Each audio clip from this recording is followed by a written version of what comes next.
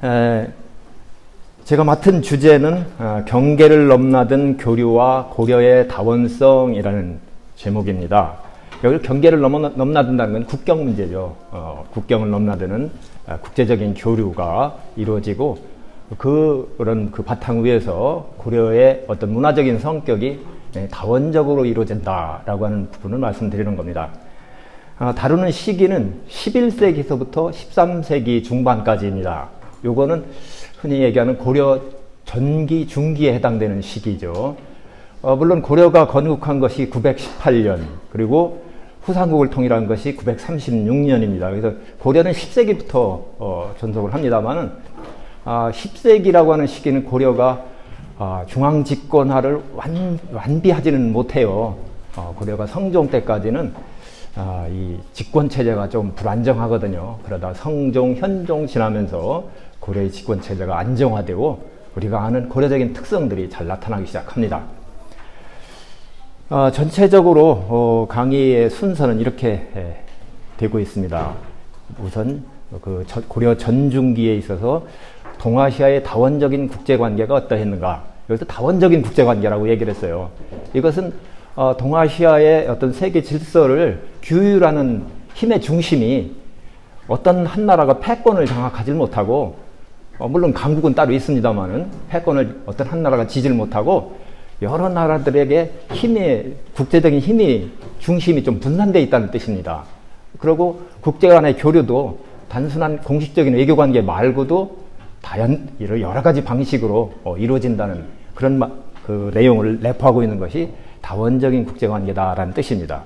그래서 그것 관련해서는 당시 이제 고려를 중심으로 해서 중국의 송, 그다음에 북방의 거란족, 그리고 그 뒤를 잇는 금 간의 세력 균형이 이루어졌다, 이렇게 표현을 합니다. 그 내용은 이제 다시 설명드리겠습니다. 이런 그 다원적인 국제관계 속에서 각국은 아까 힘의 중심이 분산됐다고 그래서요. 즉 고려가 중심이 되는 독자적인 하나의 천하, 독자적인 세계를 구상하고 있다는 겁니다. 그런 거를 그 사료상의 용어로 해동천하라고 불러요. 중국의 중조천하와 구분되는, 중하천하와 구분되는 어떤 해동천하가 고려를 중심으로 해서 하나의 국제적인 질서를 이루고 있다라는 의미입니다. 그 얘기를 좀 드릴 거고, 이런 다원적인 국제관계 속에서 국경을 넘나드는 교류가 이루어진다라고 하는 겁니다. 외교와 교역, 그리고 문화교류, 이 세 부분으로 나누어서 설명드릴 것입니다. 그 다음에 이제 마지막으로 설명드리는 것은 그런 가운데 고려 문화가 이제 다원적인 성격을 지니게 되고, 물론 다원적인 성격을 지닌다고는 잘못하면은 자기 주체성을 잊어버리고 외부 문화에 그냥 매몰되고 마는 게 아니냐, 이런 의구심을 가질 수가 있는데, 그건 아니고 굉장히 문화의 수용에 개방적이면서도 자기 인식의 주체성이라고 하는 부분은 분명히 유지하고 있다는 점을 말씀드리는 겁니다. 그래서 개방적인 문화 수용과 자기화를 통한 발전, 그 다음에 문화에 대한 보편주의적인 인식 태도하고, 그 다음에 공동체주의적인 인식 태도, 요것 사이에 상당한 어떤 기란 관계가 고려 전중기에 이루어진다는 얘기입니다. 그래서 이런 속에서 고려 문화의 특성들이 생긴다는 거죠. 자, 우선 말씀드린 대로 이제 고려 전중기 동아시아의 다원적 국제관계에 대해서 말씀드리겠습니다. 고려가 후삼국을 통일한 것이 936년이라고 말씀드렸습니다. 그리고 지배체제가 정비 강화가 거의 완성되는 게 요즘 왜 그 TV에서 고려 거란전쟁인가 그 사극이 있죠. 바로 그것이 벌어지는 시기. 성종, 현종 때까지 이 시기입니다. 그때 돼서 물론 거란족과의 그 전쟁이라고 하는 시련도 있지만은 고려의 지배체제가 상당히 이제 안정화되고 완비되거든요. 그때까지 이제 그 기간인데, 이걸 고려 초기라고 보통 얘기를 합니다. 이때 그 서력으로 얘기하면 10세기죠. 10세기에 해당되는 시기에 고려만이 아니라 동아시아 질서가 크게 재편이 되어 나갑니다. 이렇게 아시는 대로 이제 907년에 당나라가 멸망하거든요. 그러고서 중국은 5대 10국이라고 하는 여러 나라들이 이제 서로 각축을 벌리는 분열기가 이루어지고, 그것이 979년에 송나라가 통일을 하게 됩니다. 그래서 중국 대륙은 일단 송에 의해서 통일이 되죠. 그리고 북방에서는 916년에 거란의 요나라가 건국이 됩니다. 근데 이 거란이라고 했다, 요라고 했다, 국명이 좀 헷갈려요. 왜냐하면은 이 나라 이름이 하나로 고정되어 있지 않고 여러 번 개정을 거칩니다. 요라고도 하고 다시 거란으로 했다가 다시 또 이렇게 돌아가기도 하고, 그래서 뭐라고 얘기를 하기 힘들고, 그래서 학자들은 편의에 따라서 요라고 통일해서 쓰기도 하고 거란이라고 통일해서 쓰기도 합니다. 저는 그냥 여기서 거란이라고 통일을 하겠습니다. 그게 이제 916년에 건국한 다음에 북방의 강자가 되죠. 그래서 926년에 발해를 멸망하고 북방을 장악을 합니다. 그리고 이 북방의 이 요나라와 거란과 여진은 원래 유목 기반이죠. 초원에, 북방 초원에 이제 유목 기반의 생활을 하는데, 요 나라들이 만주와 그 다음에 중국의 북부 지역을 차지를 해나가면서 농경 세계와의 결합을 도모를 합니다. 그래서 이 거란과 금을 단순하게 유목국가 이렇게 설명하면 안 되고, 분명히 정착 농경 문화와 결합되는 부분을 같이 이해를 해야 됩니다. 그렇게 해서 이제 강력하게 되면서 이 중국을 통일한 송은 이런 북방 민족들에 비해서 군사적으로는 굉장히 약세거든요. 물론 사회경제적으로는 굉장히 번성을 하지만 군사적으로는 약세입니다. 그래서 요와 그 거란과 상당히 긴 긴장 관계를 거쳐서 평화 관계를 맺는 게 1004년, 11세기 초죠. 1004년에 전연의 맹약이라고 하는 그 조약을 체결을 합니다. 이거는 상당히 비굴한 적이 되는데, 이 평화를 얻는 대가로 송은 매년 그 거란에 대해서 비단 20만 필, 은 10만 냥을 매년 제공하게 되거든요. 그리고 그 관계를 이제 형제 관계로 약속을 합니다. 물론 그 송의 황제가 나이가 좀 많아서 형이라고 했지만은 이거 금방 바뀝니다. 바뀌고 뭐 숙질 관계 뭐 이런 식으로 굉장히 많이 바뀝니다. 어쨌든 이 전연의 맹약, 전연이라는 지역은 지금의 그 어디요? 하남성이죠. 그쪽에 있는 지명인데, 여기서 양국 간의 사신이 만나서 조약을 하거든요. 그 이후에 물론 군사적인 긴장은 좀 있긴 합니다만은 대체적으로 이제 그 공존을 모색하는 단계다. 그래서 지금 말씀드린 10세기는 우리나라뿐만 아니라 뭐 이 동아시아 전체가 상당히 이제 그 뭐랄까 변동의 시기였고, 이것이 어느 정도 이렇게 정형화되어 나가는 시기가 11세기부터다 이런 얘기가 되겠습니다. 위에 지도는 뭐냐면은, 이거는 좀 이야기해야 됩니다. 중국 역사는 사실은 한족의 역사가 아닙니다. 사실은 크게 보면은 북방 민족들이 중국을 들어와서 막 휘젓고 다니거든요. 그게 계속됩니다.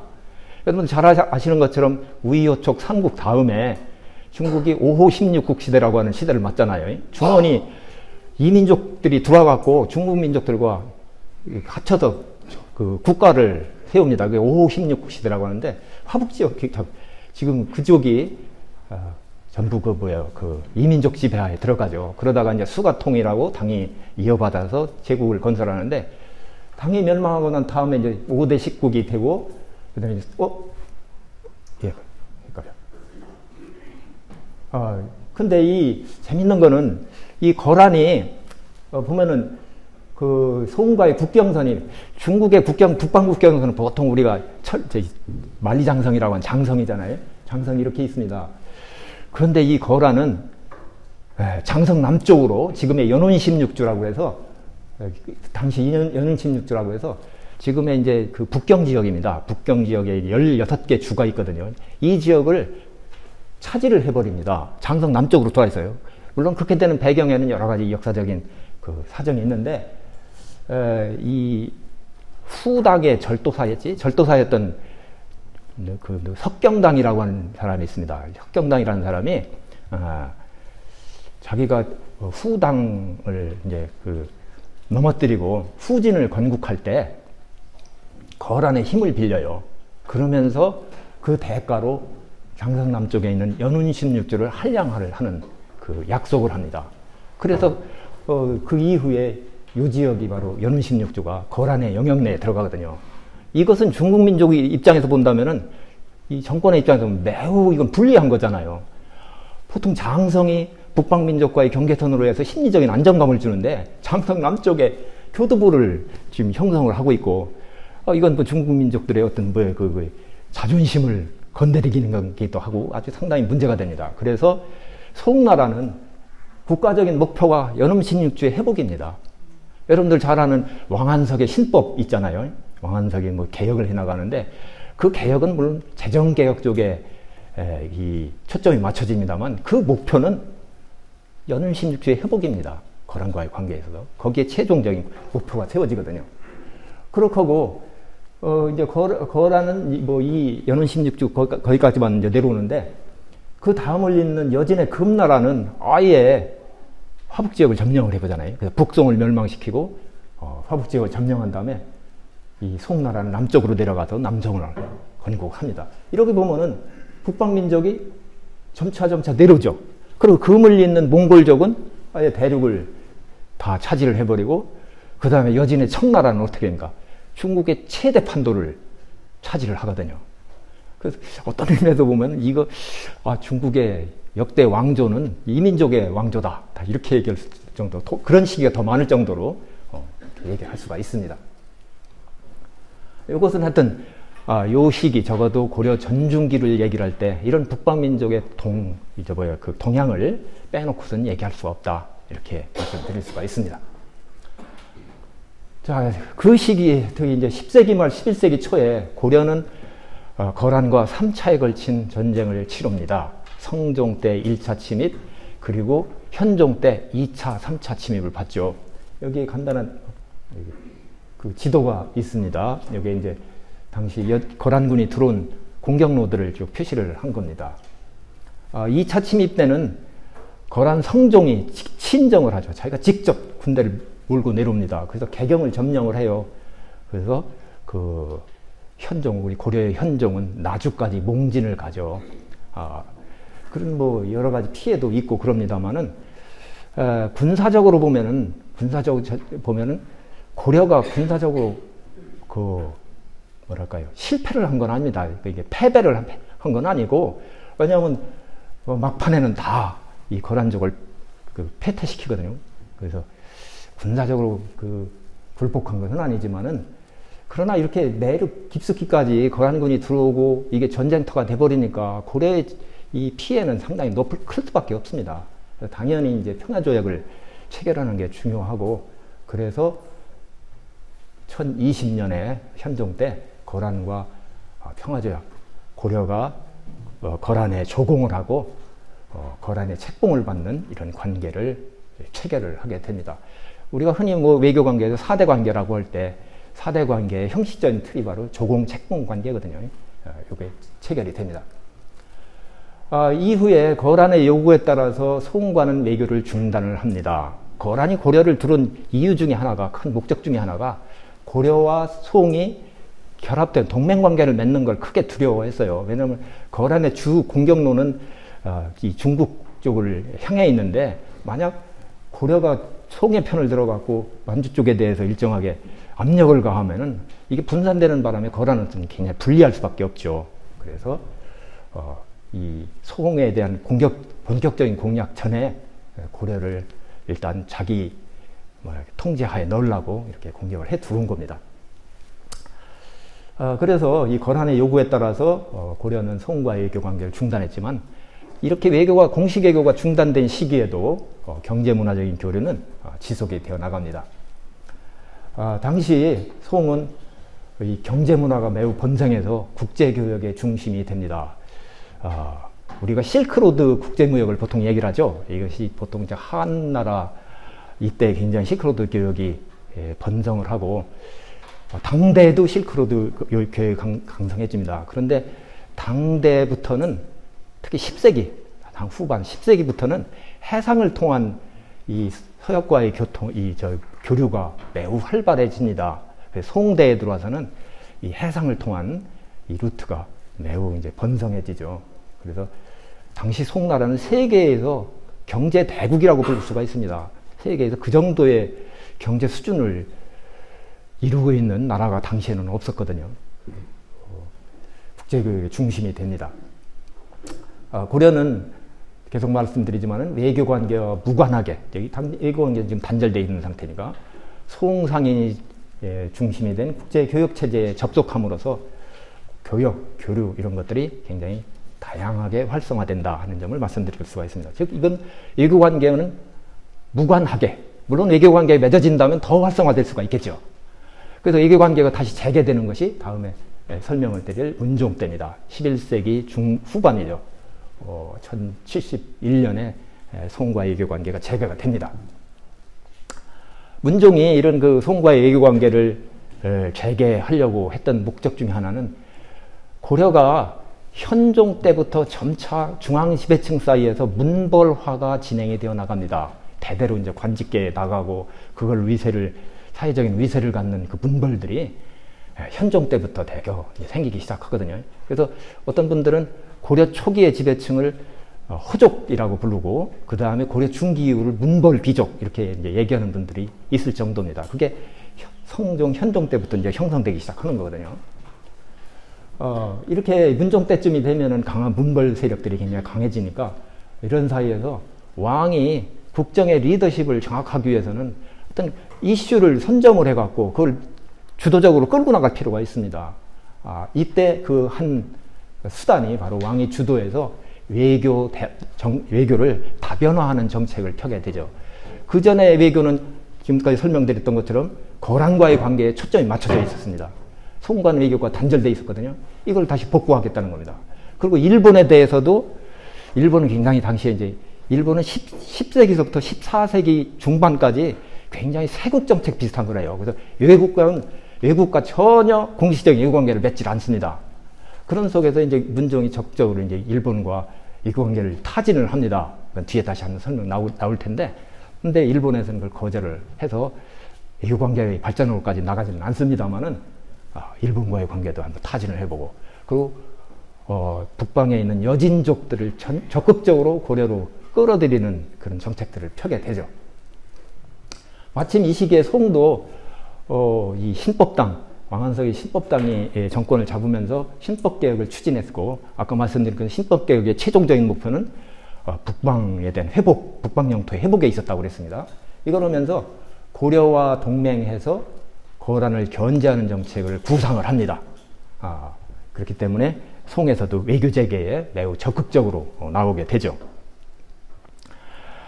고려는 여전히 그 이후에도 이제 거란과의 관계를 유지를 합니다. 그리고 외교의 중심 축은 여전히 거란에 있습니다. 그렇기 때문에 송에 일정하게 4대 외교를 하면서도 이 송 황제의 책봉은 받지 않는, 책봉은 어디까지나 거란 황제한테 받는 이런 독특한 외교 형식을 택하게 됩니다. 그리고 12세기 초에 이제 그 거란을 여진의 금나라가 멸망시키는데, 이 금이 일어나기 전까지 대개 11세기 요 시기는 한 1세기간 큰 전쟁이 없이 국제정세가 비교적 안정적이었다, 이렇게 설명드릴 수가 있고, 그렇게 되는 것은 이 고려와 송, 그 다음에 북방의 거란, 그리고 이제 지금의 중앙아시아 지역에 있었던 탕구트족이 세운 서하라는 국가가 있었습니다. 이 네 나라가 굉장히 뭐랄까 서로 견제하고 균형을 이루는, 견제와 균형의 원리가 작동되는 시기라고 볼 수가 있겠습니다. 지도에 좀 표시를 했는데요. 이 북방에 거란이 있습니다. 고려, 그 다음에 서하, 그러니까 송이죠. 뭐 일본은 아까 말씀드린 세국정책이니까 국제정치에 뭐 끼어들질 않고, 요 나라는 사이에 어느 한 나라가 한쪽 나라를 만약 압력을 가하면 그 나라는 인접한 다른 나라와 동맹관계를 강화하려고 합니다. 그렇게 해서 서로 견제하려고 그래요. 이 원리가 11세기 동안에 이제 작동이 된다는 겁니다. 그래서 그 어느 때보다 동아시아의 국제정세가 안정된 시기였다. 이런 안정된 시기에 고려도 내부적으로 크게 이제 발전을 해 나가서 문종 때 고려의 최전성기를 맞게 됩니다. 문화와 경제 이런 것들이 최고도에 도달을 한다는 말이죠.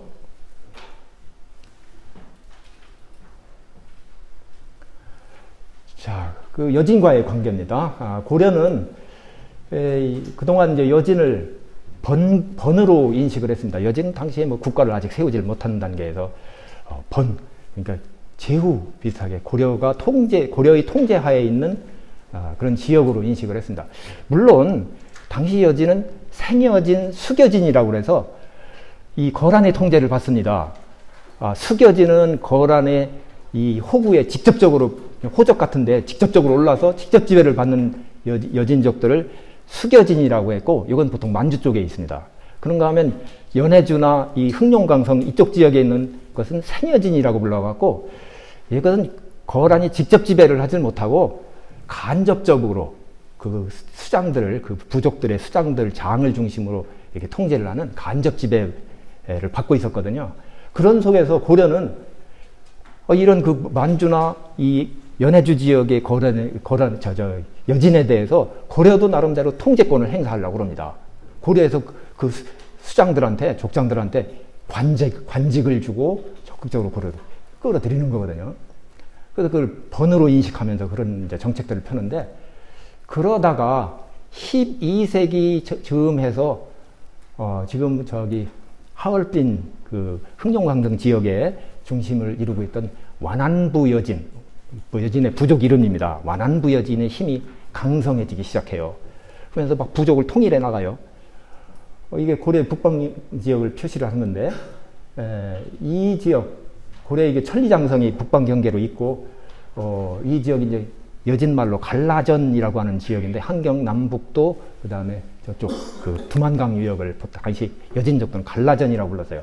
이 지역은 거란의 통제도 받습니다만 고려의 힘이 강력하게 미치고 있었거든요. 근데 여기에 이제 이 완안부 여진의 힘이 점차 미쳐오는 겁니다. 그러니까 당연히 북방 정세가 요동칠 수밖에 없죠. 고려의 안보 위기가 초래가 됩니다. 이런 속에서 고려는 이전의 번속 관계를 유지하기 위해서 여진 정벌을 하고자 합니다. 여기를 적극적으로 이제 군사 행동을 하겠다는 거예요. 그래서 1101년에 12세기 초 숙종 때입니다. 1차로 정벌을 시도를 하는데, 여기서는 실패를 해요. 군사 전투에서 패배를 합니다. 그거는 나중에 윤관이 그거를 이제 분석을 해갖고 별무반을 조직을 하는데, 여진은 기병이 많고 고려는 보병 위주다. 이래 되니까 이게 전투가 안 된다는 거죠. 그래서 그런 진단에 따라서 별무반을 이제 조직을 한 다음에, 별무반에서 이 중심은 신기군이라고 해서 기병대거든요. 그 다음에 1007년에 2차 정벌을 해서 이 동북 구성을 쐈습니다. 그리고 여기에 한 7만여 호에 달하는 이 농업 이민을 보내요. 이 하삼도에서 남쪽에서 농민의 가호들을 이쪽으로 이주시켜서 아예 정착시키려고 합니다. 여러분들 뭐 익히 아시는 것처럼 이제 동북 구성의 위치가 어디냐 놓고 이제 복잡하거든요. 무슨 어디다라고 비정할 수 있는 근거가 확실한 근거는 없습니다.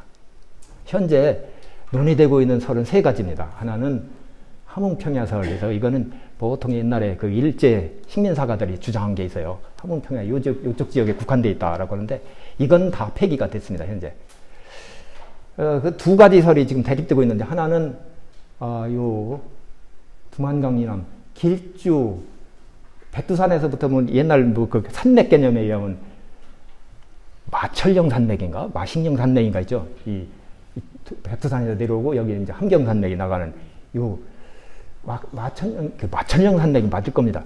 그 넘어서 요 영역까지가 이 구성의 범위다라고 하는 설이 하나 강력하게 있고, 또 한 가지 설은 두만강 이북, 그 기록에 의하면은 동북 구성의 최전선 최북단에 이제 선출령이라고 하는 곳이 있고, 이 선출령에 윤관이 정계비를 세웠다라고 하는 게 있습니다. 그게 세종실록 지리지에 두만강 북쪽 700리라고 표시가 돼 있어요. 그렇게 하고 궁험지는 선출령 바로 남쪽에 이제 있던 최전선 기지에 해당되는 그게 있어서 선출령과 궁험진의 위치가 어디냐를 놓고 복잡한데, 조선 초기에는 이 두만강 이북 그 700리설 이거를 따라서 얘기를 합니다. 근데 거기에는 이유가 있어요. 왜냐하면 여러분들 잘 아시는 것처럼 태조 이성계의 집안이 원래 전주잖아요. 전주였다가 모종의 일 때문에 삼척으로 피난 가고, 삼척에서 다시 이 함경도 쪽으로 가거든요.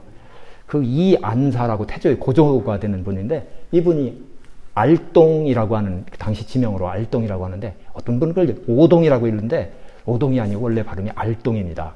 알동 지역이 바로 두만강 지역이거든요. 여기 가서 정착하고 그 아들 때에 함흥 쪽으로 내려와서 이성계는 원래 함흥에서 이제 태어나고 활동을 하죠. 조선 초기에 여러분 사군 육진 개척하고 막 그런 거 알잖아요. 바로 육진이 이쪽에 있습니다. 자기 집안의 선조의 이제 근거지가 이 알동, 요 두만강 위역이고 육진을 개척하려면 당시 명과의 관계에 있어서 두만강 지역에 대한 영유권 주장이 굉장히 필요해진 겁니다. 그러려다 보니까 옛날에 윤관이 여진정반음에서 고려의 지경이 바로 두만강 북쪽 700리에 있다. 이 얘기가 이제 나오게 된 거죠. 근데 요즘 뭐 아무리 답사를 가서 두만강 북쪽 700리에 있는 선출령, 그 다음에 공험진의 유적지를 찾으려고 해도 불가능합니다. 조선 초기에도 그렇게 찾으려고 노력을 해요. 근데 찾지를 못하고 맙니다. 근데 기록에 의하면은 당시 고려시대 기록입니다. 그 윤관이 직접 썼다고 하는 영주 청벽기라고 하는 게 있고 동인지문 사륙인가 하는 그 글에 실려 있는 걸 보면은 뭐라고 되어 있는 거 아니? 동북 구성의 이 범위는 7일정에 300리다 이런 말이 나와요. 7일정 여기서 북쪽까지 가는데 7일이 걸린다는 거고 사방 300리라는 겁니다. 근데 그 조선 초기에 이제 일정을 계산하는 게 있어요. 이쪽 일정 계산하는 거 보면 그것이 되게 길주에서 약간 넘어간 이쪽 지역일 가능성이 더 커지는 겁니다. 그리고 이제 나중에 후퇴할 때의 기록이 있거든요. 동북 구성을 반환한 다음에 농업 이민 보냈던 사람들을 다시 다 데리고 오는데 그 일정 계산하고 이런 걸 해서 보통은 요즘은 가장 타당성 있는 주장이 길주 북쪽 마천령 산맥 넘어서 배우지까지 포함하는 이 지역이 동북 구성의 원래 위성이 아니겠나. 물론 이런 말을 할 수 있겠죠. 이걸 개척하는 동안에서 이 배후를 안정시키기 위해서 군사 행동은 더 깊숙이까지 들어갈 수 있겠죠. 그래서 두만강 북쪽 700리설 뭐 이런 것들이 나오는 거는 군사 행동은 그쪽까지 갈 수도 있는데 실제로 동북 구성의 범위는 그 정도는 아닌 것 같다라고 하는 것이 최근에 설들이 제일 힘을 얻고 있는 설명입니다. 물론 여기에 대해서 다르게 생각하시는 분들도 많을 텐데 객관적인 증거는 현재로서는 찾기가 어렵습니다. 자, 그런데 이렇게 동북 구성을 쌓고 농업 이민도 보내고 그랬는데 여진이 이쪽을 차지하기 위해서 지속적으로 공격을 해옵니다. 아주 그 거세게 저항을 하고 또 이제 한편에서는 애걸을 합니다. 아주 저자세로 우리가 대대손손히 충성을 맹세하고 할 테니까 좀 돌려달라고 난리를 칩니다. 고려도 이거를 유지하려니까 계속 군사적인 부담을 안게 되는 거예요. 그러니까 그럴 쯤되는 이들이 충성을 맹세받고 이제 이걸 넘겨주자 이렇게 된 거죠. 그래서 환부를 결정하고 몇 년 안 돼서 다시 철수를 합니다. 여진은 1115년에 금을 건국하고 이렇게 된다. 25년에 거란을 멸망시킨 뒤에 소흥을 공격해서 북중국까지 진출하는 등 북방의 강자로 성장을 합니다. 금이 이제 이렇게 강성해진 다음에 국제 질서를 자기 중심으로 재편하려고 합니다. 그래서 고려에 대해서 이제 이 4대 외교를 하라고 요구를 해옵니다.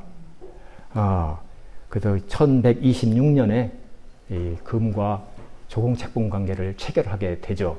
그러면서 이전에 요와 거란과 가졌던 그런 그 관계를 그대로 금에서도 해주기를 요구를 해옵니다. 고려와 금과 또 소흥은 어떻게 되냐면 북중국 화북지역을 이제 금이 차지한 다음에 역시 이제 남송에서도 여러분들 잘 아는 악비 장군이 어떻고 지인회가 어쩌고 하는 그 무협지에서 잘 다루는 그런 그 시기가 있거든요. 근데 이 실지 회복하기 위해서 남송 정권도 끊임없이 군사행동을 합니다. 근데 이게 성공을 하지를 못하죠.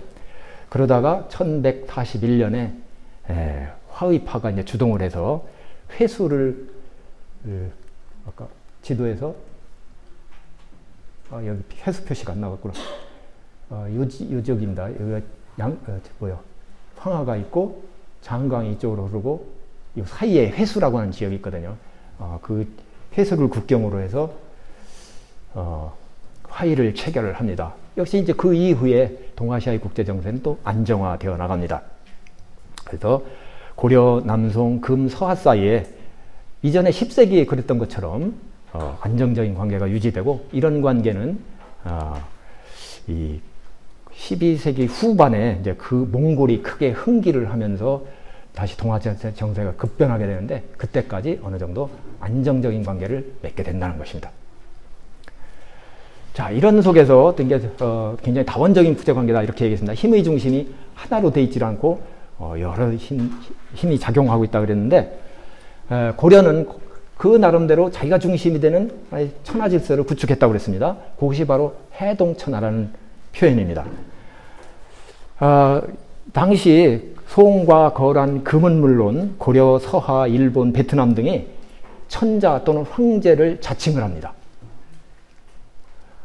각국이 다 자기 군주의 칭호를 황제 또는 이 천자라고 불러요.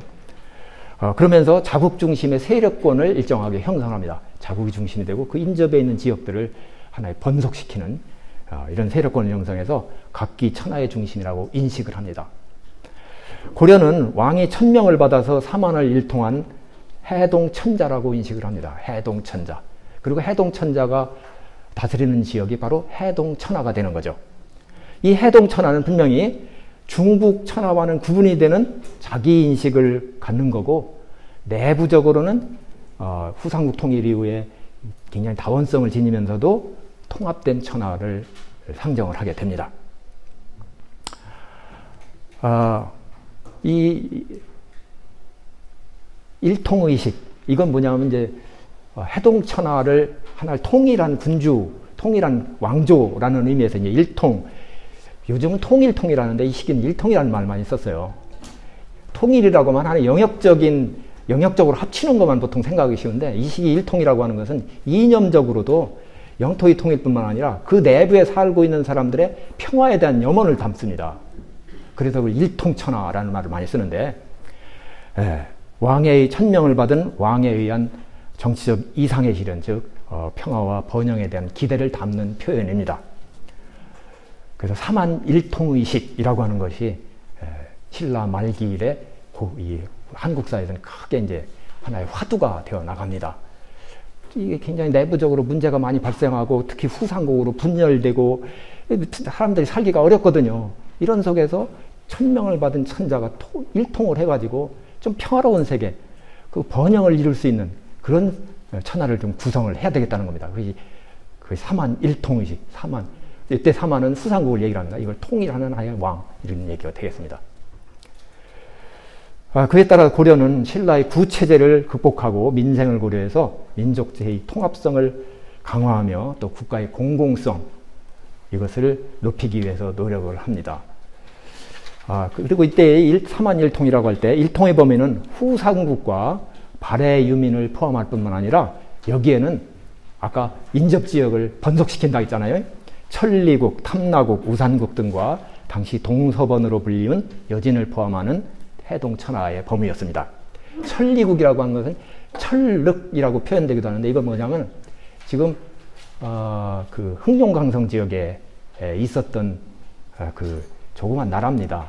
천리국이라는 게 있었고, 탐나국, 이건 제주도를 얘기를 하죠. 제주도가 고려의 9년으로 편성되는 건 12세기 초입니다. 그래서 이 시기에 11세기까지는 그 반독립적인 그 탐나국으로 이렇게 불리고 있었거든요. 그 다음에 우산국은 잘 아시는 것처럼 울릉도입니다. 울릉도도 10세기, 그러니까 정확하게는 1022년까지 사료에 등장을 합니다. 그래서 고려에 조공을 바치고 그러거든요. 근데 이게 그 무렵에서 여진의 해적 행위가 굉장히 늘어납니다. 고려의 동해안 지역을 계속적으로 침범을 해와요. 여러분들 왜 고려의 지방제도 중에서 특이한 게 뭐냐면은 이 변경지역을 다스리는 특수행정구역으로 양계가 있잖아요. 동계, 북계 하는 양계가 있는데, 이 동계의 영역이 희한하게도 지금 그 경상북도 울진까지 쭉 내려옵니다. 해안선을 따라서. 아주 이상한 거. 오늘날 강원도는 물론이고 그 밑에 울진까지 내려오거든요. 그렇게 되는 군사적인 행정구역이 그렇게 동해안을 따라 쭉 내려오는 이유는 여진의 해적에 대한 대응입니다.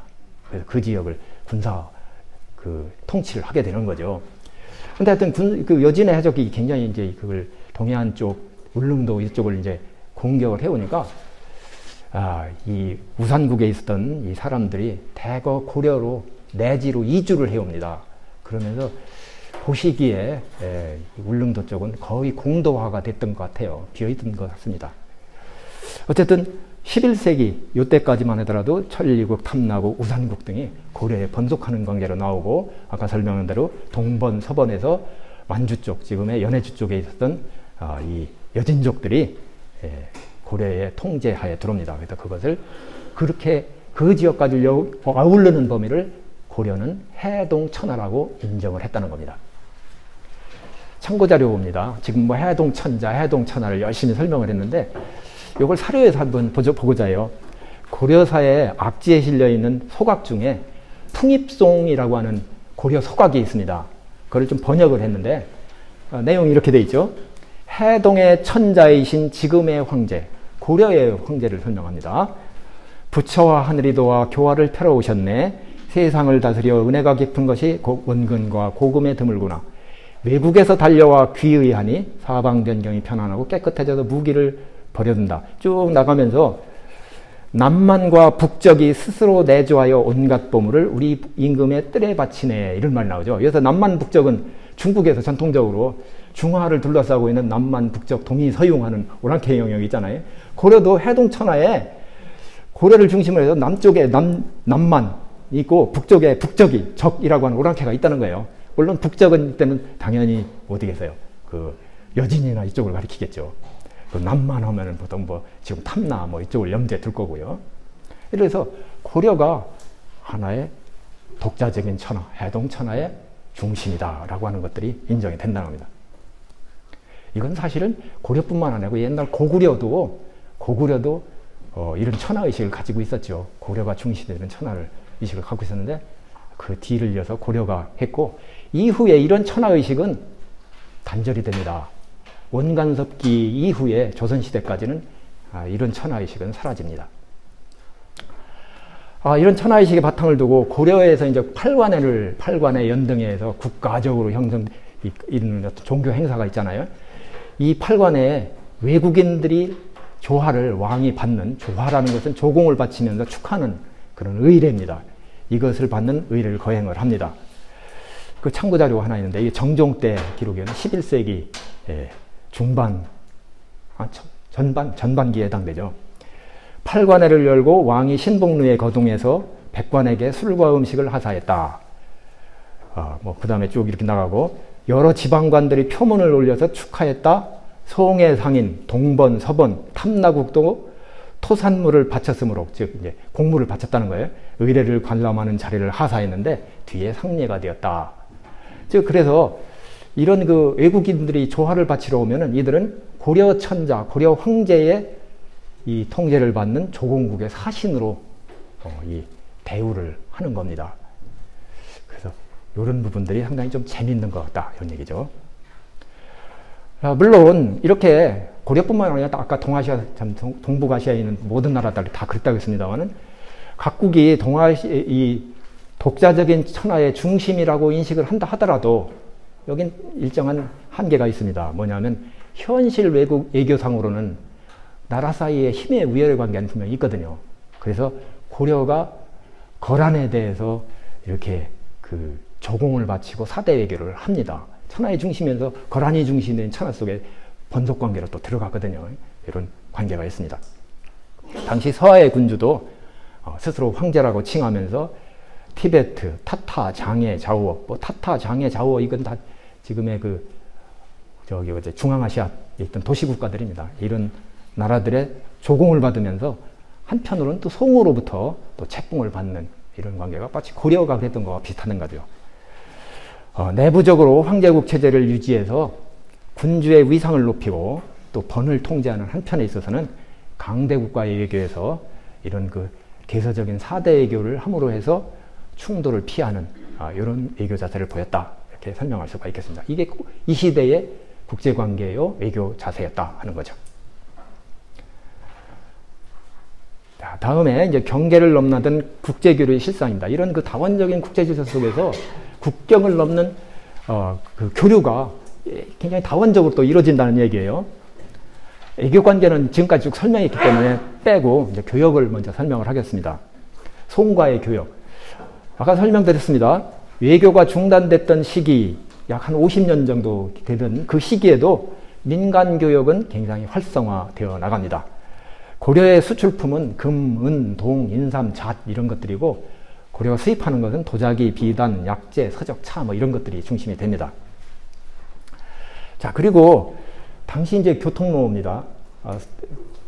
대송교역로라고 부를 수 있는 교통로인데 이제 선으로 쭉 표시를 했어요. 당시 세 항로가 있었습니다. 하나는 요 북방항로라고 해서 산동반도 등주에서 이게 요동반도죠. 요동반도로 넘어가서 한반도의 서해안을 타고 내려오는 요게 북방항로고 요게 제일 안전합니다. 왜냐 연안으로 이렇게 했으니까요. 물론 이 산동반도에서 이 요동으로 넘어갈 때 이게 큰 바다처럼 보이는데 여기도 섬들이 쭉 연결되어 있어요. 마치 오키나와가 그런 것처럼 섬들이 쭉 있어갖고 그렇게 뭐 이렇게 좀 쉽게 항해할 수 있는 이런 지역이라는 겁니다. 근데 이 북방항로는 좀 불안정해요. 왜 그러냐면은 중원에 있는 국가, 고려, 그 다음에 이 만주에 있는 국가가 서로 좀 갈등 관계에 있을 때는 이거를 안전하게 유지하기가 힘들죠. 그래서 나오는 게 이제 서해 횡단항로라고 해서 산동반도에서 요 우리나라의 장산곳 있는 이쪽으로 넘어오는 이 항로가 있습니다. 이게 많이 이용이 되죠. 그리고 또 한 가지 항로는 지금의 이 절강성, 항주 뭐 이쪽에서 흑산도 쪽으로 넘어가 갖고 이렇게 서해안을 타고 올라오는 이게 남방항로가 있습니다. 근데 남방항로는 당시 항해 기술상 좀 어려움이 많아요. 물론 이 시기에 무슨 모터 달린 이런 그 차가 배가 있을 리는 없고 분명히 이제 바람의 영향을 많이 받아야 되는데 요거 11세기 후반 이때부터는 남방항로가 고려와 이 송나라 사이에 많이 이제 이용이 됩니다. 그래서 이때는 아까 설명한 것처럼 7, 8월 여름에 이제 부는 서남 계절풍하고 또 겨울철에 이제 불기 시작하는 북서 계절풍을 통해서 왕래를 하게 됩니다. 이렇게 서남 계절풍을 타고 올라왔다가 다시 북서 계절풍을 타고 내려가는 이런 저걸 하거든요. 그렇게 되니까 왔다가 가는 사이에 고려에 체류하는 기간이 길어지겠죠. 약 최소한 100일 이상 고려에 체류를 하게 됩니다. 12세기 초의 기록에 따르면 송에서 이 남방항로를 따라서 고려에 올 때 약 26일, 갈 때는 42일 정도 걸렸다 이렇게 얘기를 합니다. 당시 항해 기술상 뭐 이런 기록들이 있어요.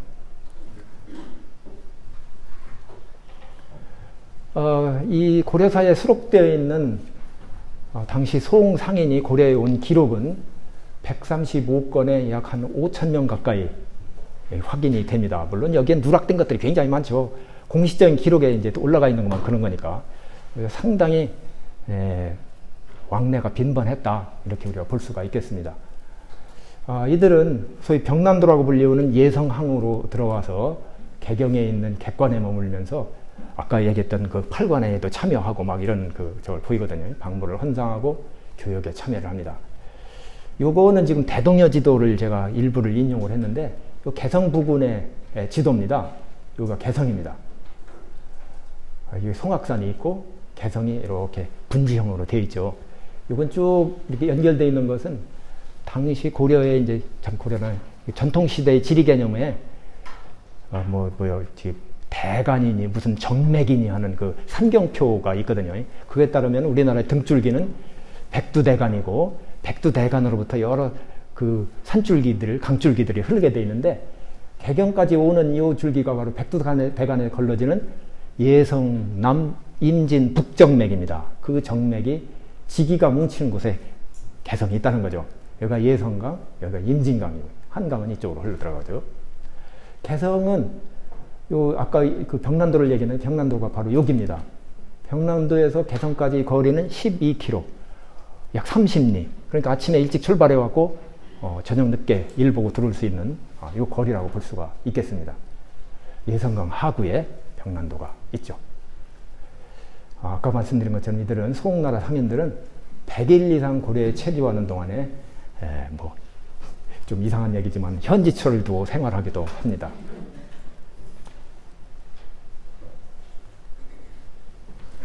그걸 설명하는 건데요. 역시 이제 그 고려사에 시록되어 있는 고려 서각 중에 예성강이라고 하는 그 서각이 있습니다. 그 내용을 이제 번역을 한 거예요. 중국 상인 하두강이라고 하는, 두강이라고 하는 것은 상인의 우두머리라는 얘기입니다. 이 하두강, 이름이 성은 하시였던 모양인데, 하두강이 바둑을 잘 두었다. 예성강에 와서 어떤 아름다움을 보고는 내기 바둑으로 뺏으려고 했다. 남편이 내기의 그녀를 걸었는데 하두강이 이기자 배에 태워 떠나버렸다. 남편이 뉘우치고 한탄하며 이 노래를 지었다. 배가 바다 가운데 이르는데 빙빙 돌면서 나가지 않자 점을 쳐보니 절부에게 감동했기 때문이니 그 부인을 돌려보내지 않으면 배가 반드시 부서질 것이다 라고 했다. 뱃사람들이 두려워서 하두강에게 보내서 그녀를 돌려보냈다. 뭐 끝난 거는 뭐 해피엔딩으로 끝났는데, 내기 바둑도 갖고 부인을 거는 좀 이상한 사람을 얘기를 하고 있습니다. 어쨌든 이거는 여기서는 그 부인이 이제 송나라로 데리고 가는 건지라면 현지처도 있다는 게 보이는 게, 그 다음에 이제 송유인이라는 사람의 열전이 수록되어 있는데, 송유인이라는 인물은 어떤 인물이냐면 무신집권기에 권력자 중에 정중부가 있죠. 정중부의 사위입니다. 송유인이라는 사람이. 이 사람이 원래 정중부의 딸과 결혼하기 전에 재혼인데, 거기 전에 송나라 사긴 서덕원의 처와 결혼했답니다. 근데 이 처가 미천했지만 엄청난 재산이 있다는 거죠. 남편한테 받은 재산이겠지. 엄청난 재산이 있기 때문에 그 재산을 이용해서 환관들에게 뇌물 주고서 벼슬을 얻었다. 그래서 송유인이 그 바람에 좀 출세했다 이런 얘기를 하고 있는데, 문제는 이 서덕원의 부인이 고려에 체유를 하고 있는 거거든요. 이 사람은 고려 여자분인데 송두광이 아마 고려에 왕래할 때마다 이렇게 같이 산 여자인 것 같습니다. 그리고 그 재산을 한몫 받은 거죠. 이런 것들을 볼 수가 있습니다. 자, 그러면 이제 거란 금과의 외교 교역에 대해서 말씀드리겠습니다. 북방 민족들과의 교역인데, 거란 금과는 역시 그 외교의 주목적은 안보에 있다 이렇게 볼 수가 있습니다. 군사적으로 이제 국경을 맞대고 있고 또 군사적으로 강하니까 그 안보 목적으로 그 평화 관계를 지속할 수밖에 없거든요. 그래서 주목적은 안보에 있었는데, 이전에 없었던 다양한 명목의 정기적인 사행의 종류가 고려와 거란 사이에 등장을 합니다.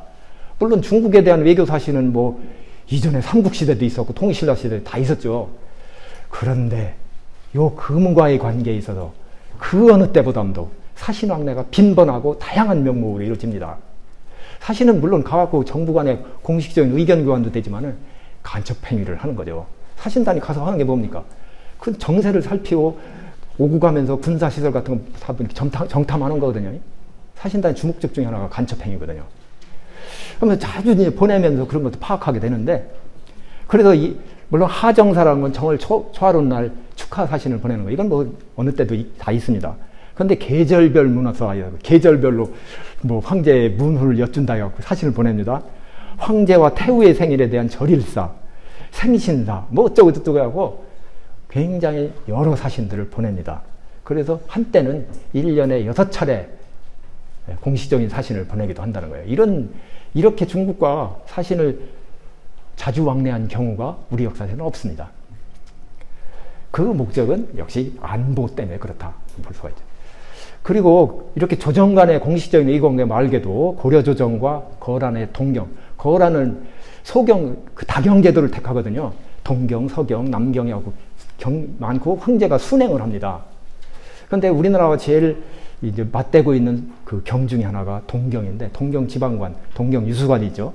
그 나라 사이에 고려 조정하고 사제를 왕래하고, 그 다음에 국경 인근의 이제 관부 사이에 국경을 맞대고 있으니까 그 지방 그 행정구역들이 있을 거 아니에요. 그 지방관들 사이에 비정기적인 다층위적인 교섭을 통해서 현안 문제들을 조율해서 양국 관계를 안정적으로 관리를 해 나갑니다. 그 안보의 주된 목적이 있다는 거예요. 그리고 금과도 아까 설명드린 것처럼 거란의 전례에 따라서 사신이 왕래합니다. 금이 공식적으로 요구를 해요. 거란에 했던 그대로 하라는 겁니다. 이렇게 이제 사신왕래가 잦고 하다 보니까 거란의 문화는 원래 태조 왕건이 훈요10조라고 하는 유훈을 남기죠. 고려에서 거의 헌법처럼 중시되는 게 있는데 거기에서 거란의 문화는 본받지 말라고 그래요. 여러분들 그 만부교 사건이라고 해서 거란에서 애교 사신을 보내면서 낙타를 보내니까 고려 조정에서 이거 거란은 단절한다고 하면서 낙타를 만부교 밑에다 놓고 굶어 죽였다는 그 사례를 좀 잘 아실 텐데, 하여튼 거란에 대해서 상당히 이제 배척하는 태도를 보입니다. 근데 이렇게 현종대 이후에 이제 하대 관계를 맺어지고 하면서 애교 관계가 열린 이상은 이 거란 문화와 접촉하고 교역이 이루어지는 것은 자연스럽습니다. 그래서 거란과의 사이에 공식적으로 조공 또는 회사라는 형식의 공무역이 이루어집니다. 조공품을 보내면 받는 쪽에서 그냥 입 딱 닦는 게 아니고 황제가 더 많은 양의 회사품을 내려주게 돼 있습니다. 그건 자기 위신의 문제거든요. 그래서 조공과 회사 형식의 공무역이 있고, 그 다음에 이제 민간무역이라고 해서 이제 각장이라고 부릅니다. 각장이라고 하는데, 공식적으로 이제 개방된 그 시장이 형성이 돼요. 그 시대에 이걸 각장이라고 부릅니다. 이것이 두만강 지역에 거란과의 사이에 각장이 만들어지고, 여진족의 금나라가 있을 때도 역시 각장무역이 이루어집니다. 사무역이 이루어지는 거죠. 고려의 수출품은 비단과 표 등의 직물, 그 다음에 종이와 목, 곡물, 귀금속 이런 것들이 수출되고, 그 다음에 수입품은 무기류, 단사, 양과 같은 축산들 이렇습니다. 그래서 단사라고 하면 이게 어떤 책에서는 이걸 붉은 실이라고 누가 번역을 하더라고. 그건 아닌 것 같고, 물론 단자가 붉은 단자긴 한데, 이게 거란을 한자로 계단 이렇게 쓰잖아요. 그 단자를 란이라고 있습니다. 거란 이렇게 읽거든요. 그래서 이 단사는 거란에서 되는 그 실, 즉 이때는 양모나 이런 그 모직물 실, 털실을 아마 상징하는 것 같습니다. 제가 보기엔 그래요. 자, 그리고 고려는 이런 거란과 금을 매개로 해서 중앙아시아 서역의 교역권과도 연결이 됩니다. 즉 거란과 금은 서역과 연결이 실크를 통해서 좀 연결되고 있기 때문에 고려가 인나라와 교역을 하면서 그렇게 서역과도 통하게 되는 이런 효과를 거둔다는 거죠. 자, 일본과의 교역이 애교 교역입니다. 아까 설명 좀 드렸습니다. 당시 일본 조정은 회피적이고 소극적인 태도였다. 즉 10세기부터 14세기 후반까지 그 일본 조정은 굉장히 세국적인 태도를 취한다고 했습니다. 외국과 어느 나라와도 공식적인 외교 관계를 맺질 않습니다. 그 시기 일본 귀족들은 매우 이상해요. 아주 뭐냐면은 부정한 것, 부정 탄다고 하죠. 부정한 것에 대한 기피의식이 무지하게 강합니다. 특히 외국, 자기 그 나라 밖의 외국은 부정한 것 투생이라고 불러요. 그래갖고 외국과의 접촉을 끊으려고 합니다. 당시 헤이안경에서 이제 그 일본 귀족들이 있었고, 그런데 이제 외국과 교역은 하지 않을 수밖에 없잖아요. 해야 되니까. 큐슈 지역에 다자이후가 있죠. 하카다가 지금 하카다가 있고, 하카다 좀 밑쪽에 다자이후, 태제부라고 한자로 쓰는 여기를 개방을 해갖고 여기서 무역을 하고 본토에는 들어오질 못하게 합니다.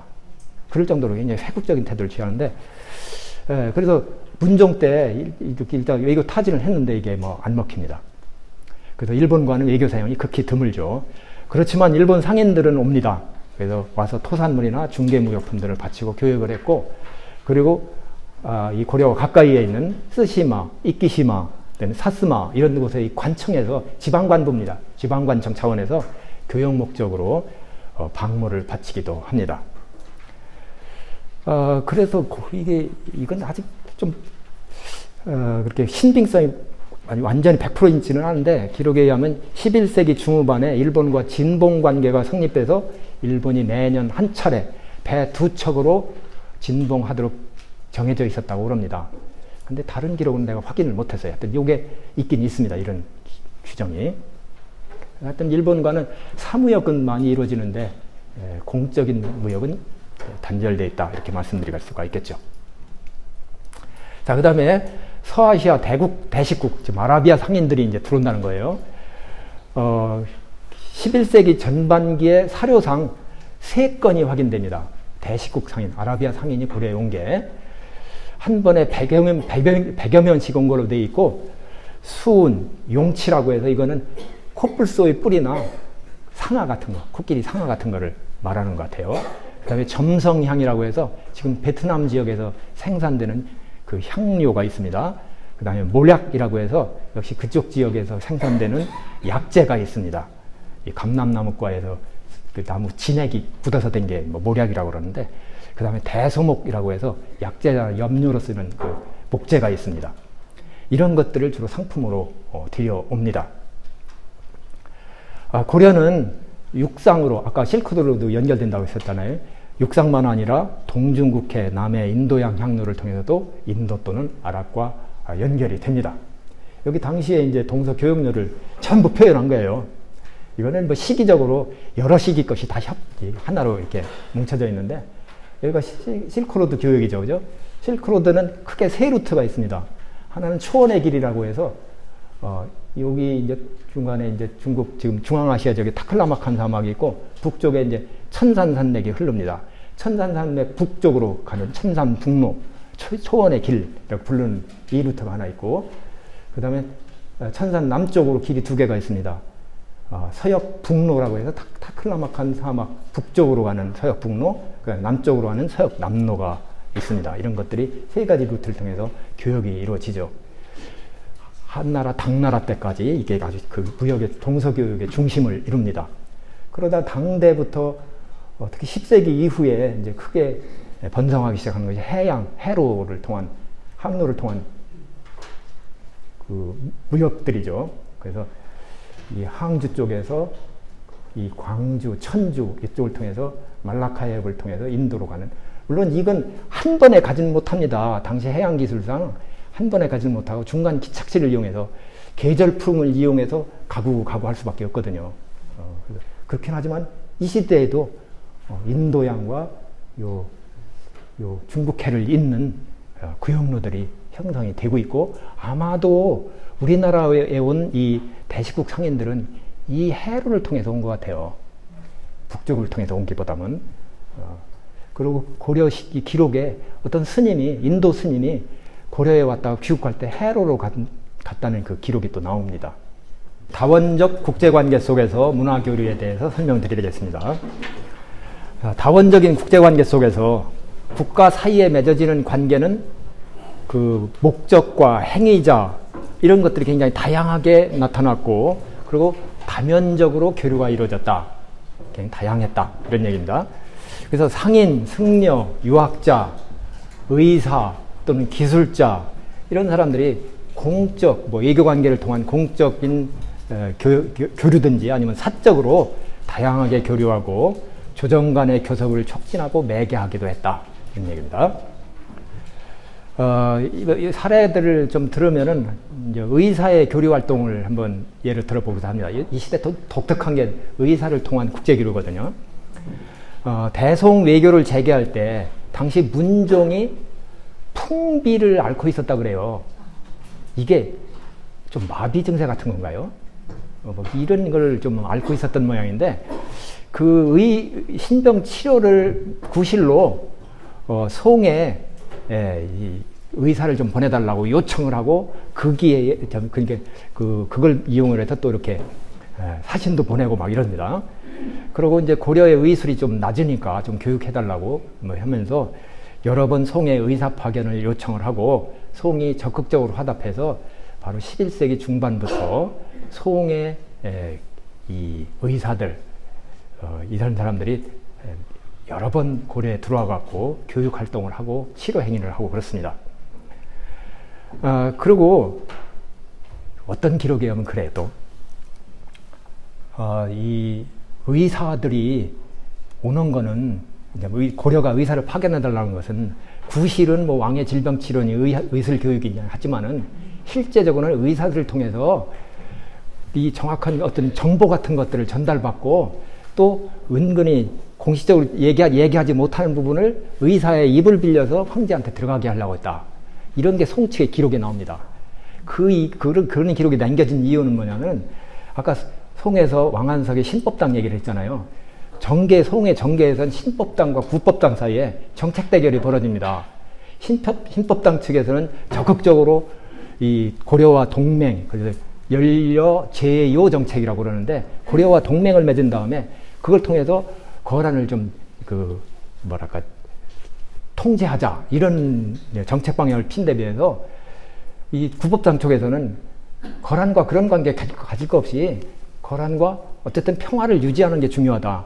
고려는 오히려 송에 대해서 따로 바라는 바가 있는 거다. 그러면서 이 고려와 동맹 관계를 맺는 거 매우 이제 꺼리는데, 그런 속에서 이 구법당 쪽에서 고려의 의사 파견 요청, 사신 보내는 거 이런 거 마땅치 않다는 그런 맥락 속에 좀 얘기가 나옵니다.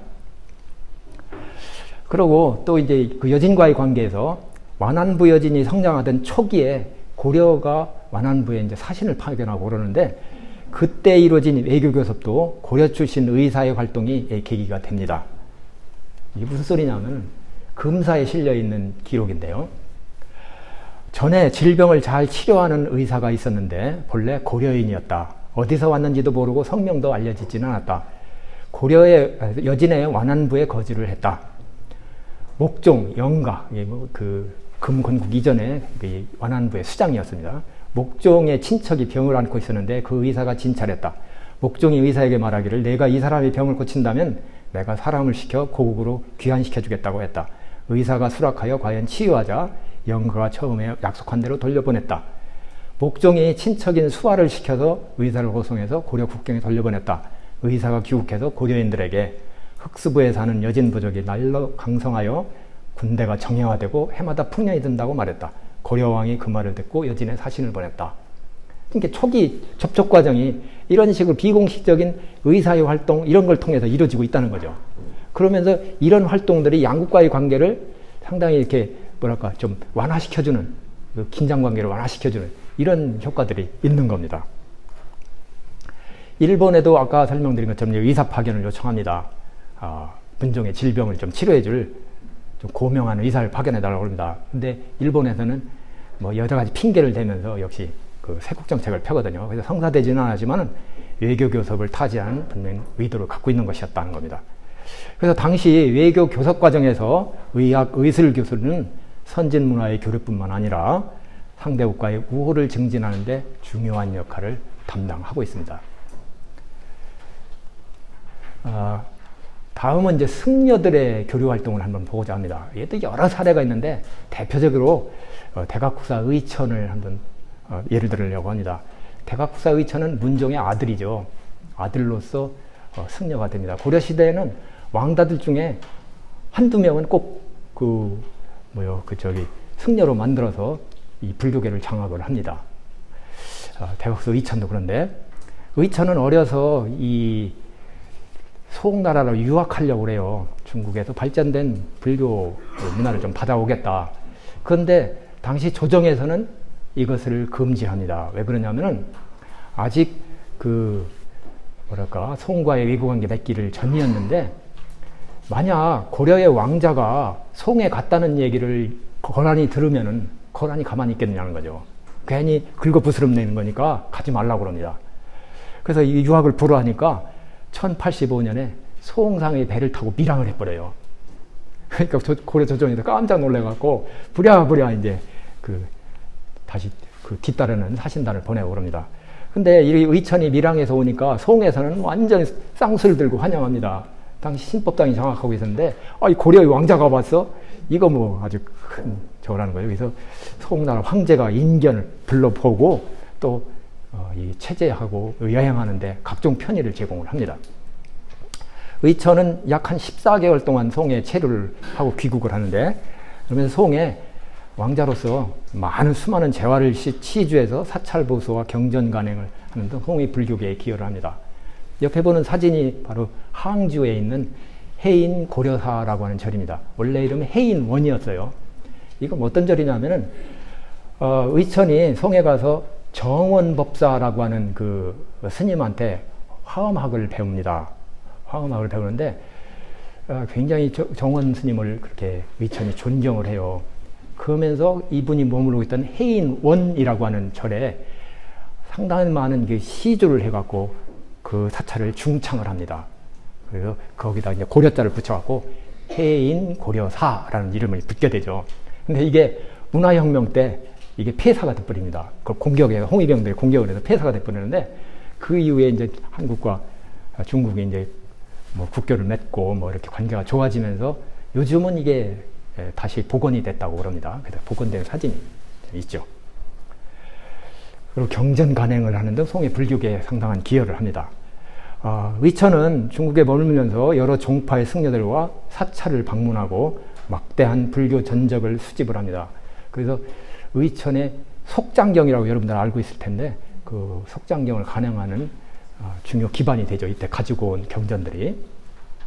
또한 당시 송은 이제 여러 나라, 주변 나라들과 예관계를 맺고 있었으니까 고창국은 지금 신강 그 투르판 지역에 있었던 국가인데, 그 고창국, 거란, 일본 이런 그 나라 출신 승려들과 교류하면서 폭넓은 국제 활동을 벌이고, 고려로 귀국한 뒤에도 교류를 계속합니다. 당시 편지를 주고받고 또 물건도 보내고 받고 그러거든요.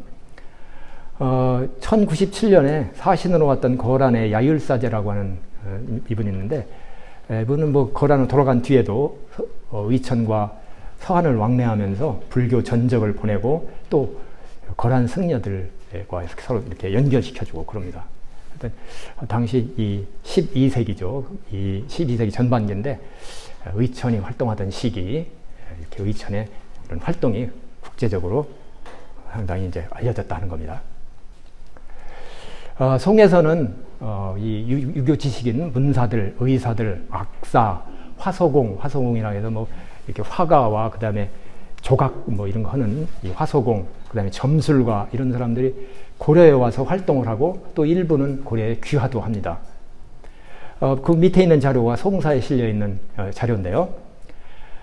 뭐라고 되어 있는 거 아니? 고려의 왕성에 중국인이 수백 명이나 있었는데 배를 타고 장사를 간 민지방 사람들이 특히 많았다. 민이라고 하는 지역은 지금 절강성 쪽에 있는 그 지역입니다. 고려는 비밀리에 재능을 시험해서 벼슬을 주거나 강제로 평생 체류시키기도 했다. 그래서 송해 사신이 갔을 때 좀 귀국하고 싶다고 하소연하는 사람들이 있었던 모양이에요. 이런 사람이 있으면 데리고 귀국하였다. 의외로 송나라 이렇게 문필가라든가 뭐 기술자 이런 사람들이 고려에 머물고 있는 사람들이 상당히 많았다 하는 거죠. 말갈과 여진과 같은 북방민족에 대한 포섭도 굉장히 적극적으로 이루어집니다. 한 예로 936년 이게 태조가 이 후삼국 통일의 막바지에 이를 때죠. 이 후백제와 1,2천 전투를 벌이는데 1,2천은 지금 경상북도 구미 쪽, 구미선산 이쪽입니다. 구미 쪽인데 여기서 최후의 전투를 벌립니다. 양국 간에 아주 전력을 다한 그 전투가 벌어지는데 이때 태조의 아주 오른팔 역할을 하는 그 유금필이라고 하는 장수가 있었어요. 태조 공신인데 이 사람이 흑수, 달고, 철륵 이런 그 여러 번의 기병들 9,500명을 이끌고 참전했다라고 기록이 되어 있습니다. 공식적인 기록이 나와요. 흑수라고 하는 건 지금 흑룡강성 쪽에 있었던 말갈족, 그다음에 달고도 그 무렵 그쪽에 있었던 그 민족들입니다. 철륵, 아까 천리국이라고 얘기했던 이런 그 지금의 저 흑룡강성 만주 쪽에 있었던 여러 그 여진족, 말갈족하고 여진족이 같은 뿌리긴 한데 역사적으로 용어는 조금씩 다릅니다. 이런 그 기병들이 10,000명 정도 막 왔다는 얘기는 이게 당시 그 1,2천 전투에 참여한 고려군의 한 10% 정도 차지하거든요. 상당히 큰 비중의 번병들이 아마 고려에 투하한, 고려에 귀화를 한 그런 사람들이었지 않았을까. 이들은 이제 기병 쪽에 이제 강하니까 이런 사람 동원했다 이렇게 볼 수가 있겠죠.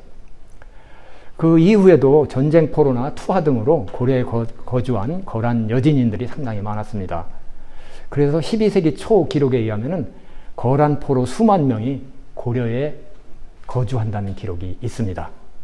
그리고 고려는 이런 사람들을 뭐 거란장인이, 뭐 투하장인이 해갖고 따로 집단 거주시키기도 하고 그렇습니다. 일본인의 경우도 수십 명씩 내투해서 정착한 사례들이 기록이 되어 있습니다. 그러니까 고려는 의외로 외국인의 어떤 귀화나 거류에 대해서 상당히 개방적이었던 태도를 볼 수가 있고, 그들 중에서 기술을 가진 사람은 아주 적극적으로 오히려 더 이렇게 환영하는 이런 것들을 볼 수가 있습니다. 참고 자료입니다. 예종 때 자료인데요. 여기 이거 한 번에, 한 해에 여러 나라 사람들이 튀어하는 걸 볼 수가 있어요. 바레인 52명, 해는 지금 열화 지역에 살던 종족인데, 이 사람 89명, 한인 6명, 뭐 거란인 18명, 수겨진인 8명이 요에서 내투하였다. 뭐 요에서 통제를 받던 이런 민족들이 고려에 들어왔다는 거죠. 뭐 한 해 기록이 있습니다. 난 다양한 그 민족이 들어오는 것만 내가 지금 여기다 대표를 한 겁니다. 그 다음 자료는 예종 때 자료인데요. 12세기 전반기입니다. 왕이 남경에 도착했는데, 고려시대의 왕은 남경, 지금의 서울이죠.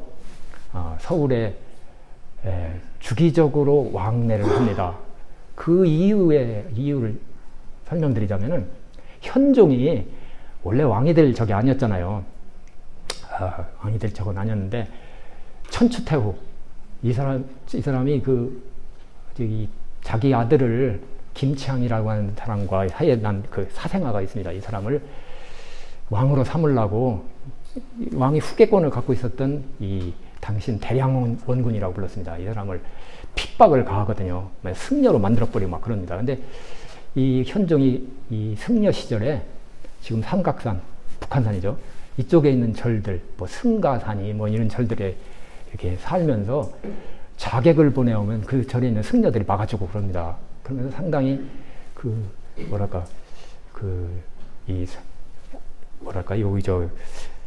지금 서울 쪽에 있는 그 불교계에 대해서 상당히 빚을 안고 있죠. 그래서 현종 이후에 왕들은 전부 이제 현종의 직계자손으로 쭉 연결되어 나가는데, 그 현종계 왕실의 존엄성, 뭐 정통성 이런 것을 위해서 왕들이 주기적으로 이 서울에 순행을 하고, 문종대, 숙종 때는 여기다가 아예 남경이라는 서울을 또 하나 만들어 버리거든요. 이렇게 됩니다.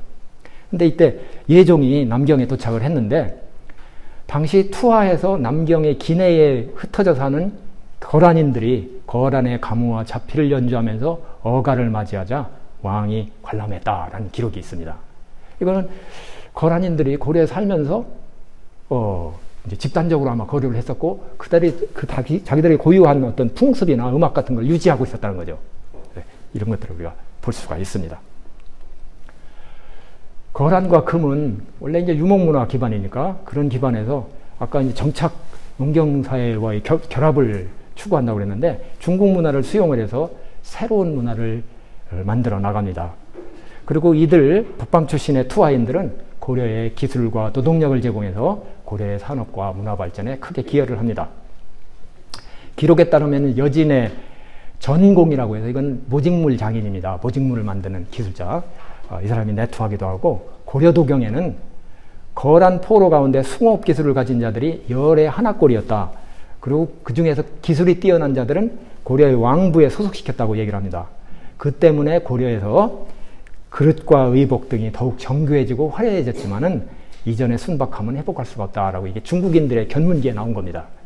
선화봉사 고려도경이라고 해서 12세기 초에 이 고려에 왔던 송나라 사신 서금이라는 사람이 남긴 견문기가 있습니다. 거기에 그렇게 기록이 되어 있습니다. 이 기록은 당시 고려의 이용품에까지 거란 문화가 스며든 것을 좀 설명해 주거든요.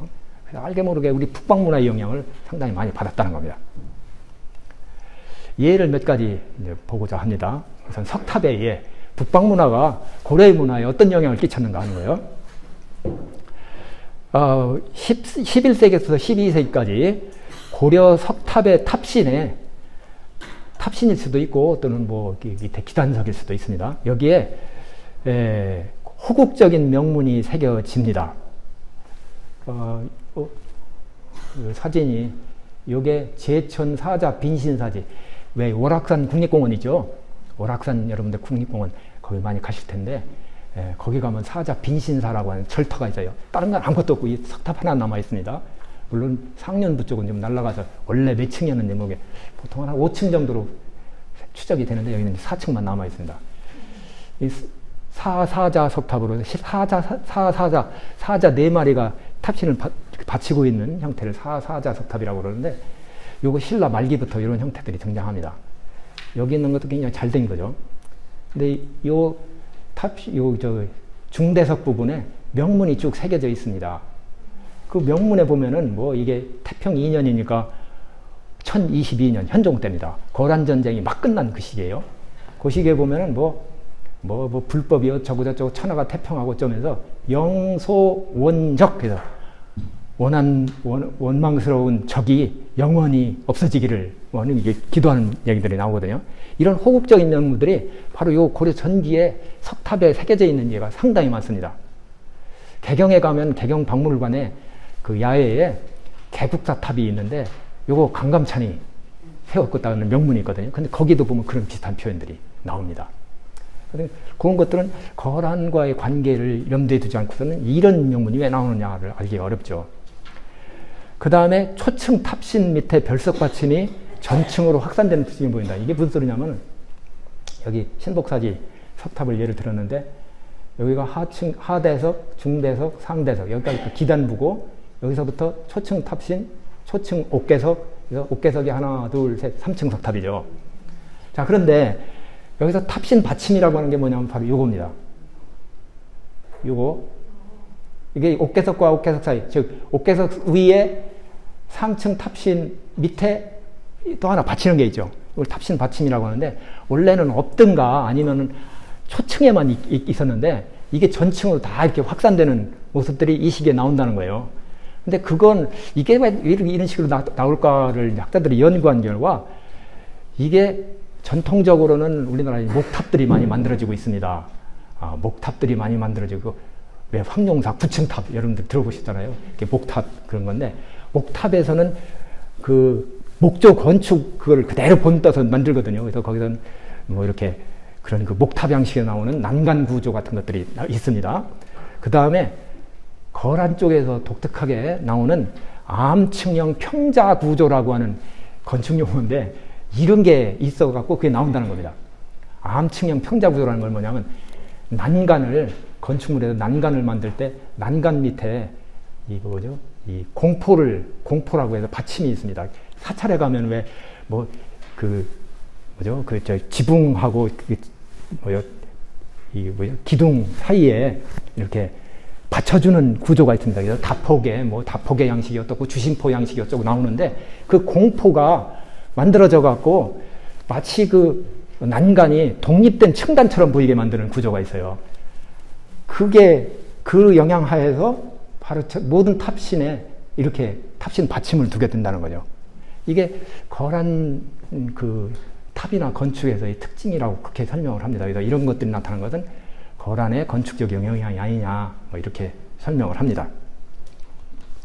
다시 한번 또 불상을 보면은, 오른쪽 팔에 걸친 편산 옵자락이 대의 안으로 들어가 있는 변형 통견시 탑이, 이게 뭔 소리인지 저도 이해하기가 어려운 미술사 용어인데, 무슨 얘기냐면 이겁니다. 지금 천방사 금동열애상 고려 그 불상 중에 상당 부분이 이런 식으로 나오는데,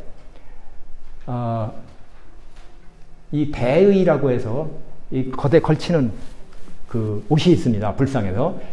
이 걸치는 양식이 그 불상에서는 통견식이라고 해서 양쪽 어깨를 다 감추는 그거 있고, 우견 편단식이라고 해서 오른쪽 어깨만 감추는 이런 그 착의법이 있습니다. 근데 변형 통경식이라는 건 양쪽 어깨를 다 가리는데, 오른쪽 어깨를 살짝만 하는 거예요.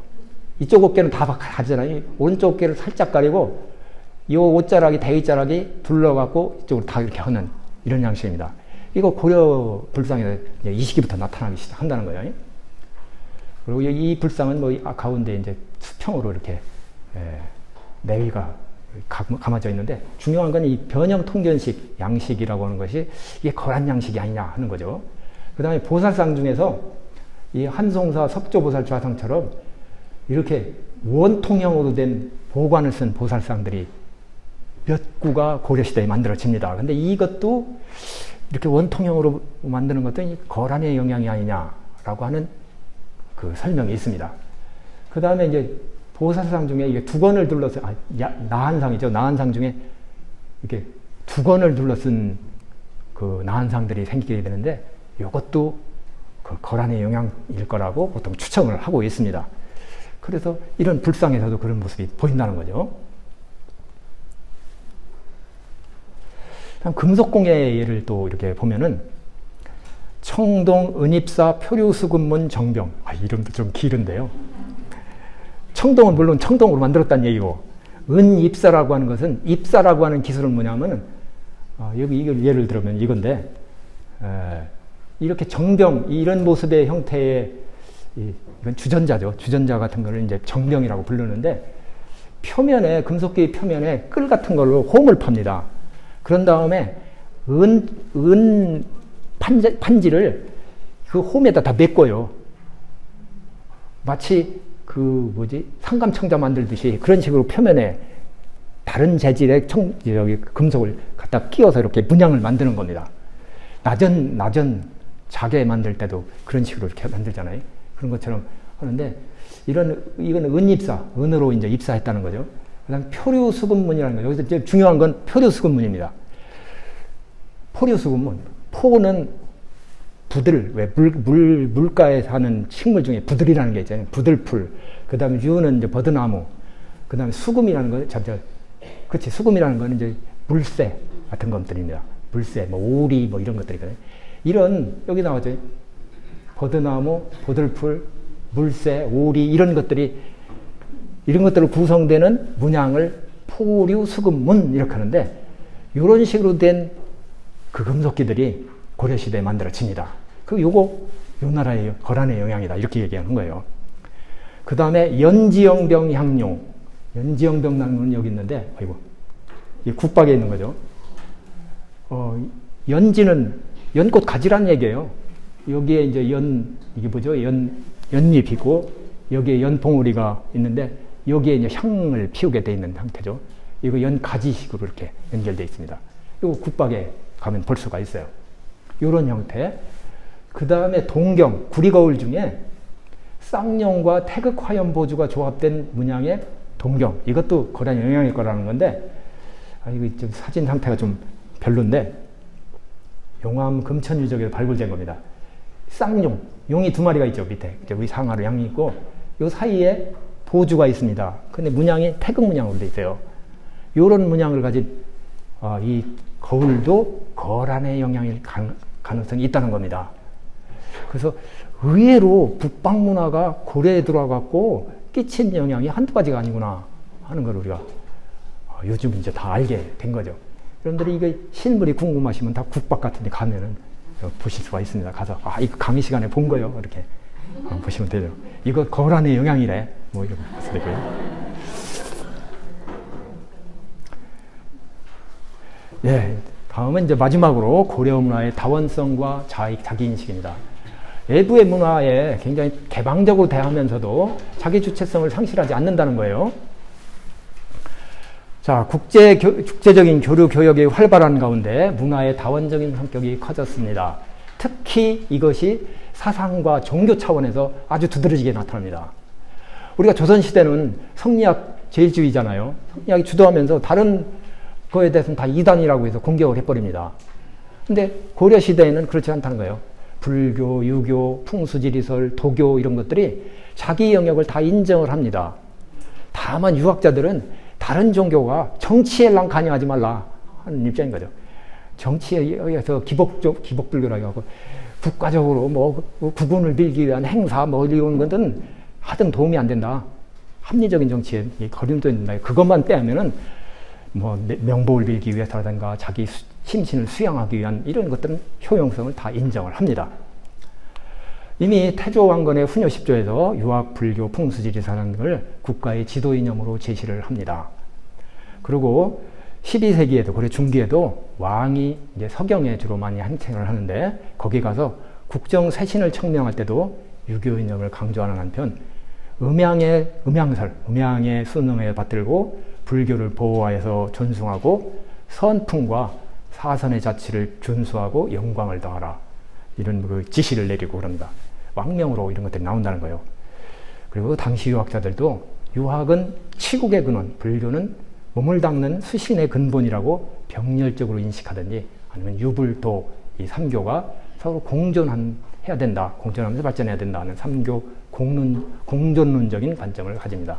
그러다가 고려 말기에 이제 14세기부터 이제 성리학에 들어오면서 이게 이제 다른 종교 사상에 대해서 공격적인 태도를 갖게 되죠. 문화의 다원성을 인정하고 외부 문화의 수용에 개방적이면서도 고려는 주체성을 상실하지 않았다. 그 10세기 후반 중앙 집권체제를 정비하던 성종 때를 보면은 중국 문화에 경도된 것처럼 보이기도 합니다. 왜냐하면 그때는 선진 그 제도를 받아들여 갖고 빨리 고려를 체제를 정비해야 되는 그런 어떤 뭐랄까요, 그 과제가 있었거든요. 그래서 중국 제도를 모방해서 삼성육부제도, 주현제도 이런 그 중앙정치제도나 지방행정제도 같은 것들을 시행을 하고 또 연등회와 팔관회가 불경하다, 옳지 않다 그래갖고 폐지하는 등 문화를 개변해서 유교정치 문화를 강화하려고 시도를 합니다. 그렇지만 한편에 보면 이러면서도 성종 자신을 짐이라고 부르고 삼성육부, 중추원 등 황제국의 격에 맞는 정치제도를 향합니다. 이건 뭐냐면 중국이 그걸 받아들이면 중국적 세계관을 받아들여서 중국은 황제고 우리나라는 제후다 이렇게 해야 될 텐데 우리나라도 뭐 나름대로 해동천하의 천자요 이렇게 나온다는 거죠. 그래서 제도는 받아들이더라도 실제적인 운용 같은 것들은 또 다르다는 얘기입니다. 도병마사, 식목도감과 같은 중국에는 없는 독자적인 정치제도를 운영한 것 이런 것들을 보면은 현실에 맞게 주체적으로 문화를 수용하고 운영하는 데 힘썼다 이렇게 우리가 평가할 수가 있겠습니다. 자, 그러면 중국의 선진 문화를 받아들이면서 자기화에 성공한 것 그런 문화의 사례를 한 몇 가지 보겠습니다.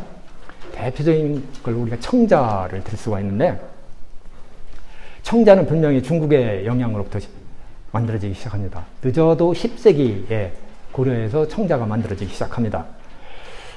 초기 청자, 초기 청자가 만들어질 때는 지금의 황해도 지역이나 경기도 일원에서 만들어지기 시작합니다. 그래서 황해도 배천의 원살리, 지금 시흥의 경기도 시흥, 그 방산동, 뭐 사당동 이런 데서 이제 초기 가마타들이 만들어지는데 이걸 보면은 벽돌로 쌓은 전추교입니다. 그 가마의 구조가 벽돌을 쌓아서 만들어요.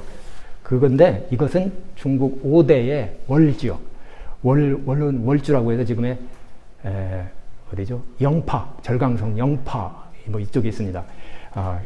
이 월여와 가마 방식, 계작 양상 이런 것들이 굉장히 유사해서 그 영향하에서 시작됐다. 보통 이렇게 얘기를 합니다.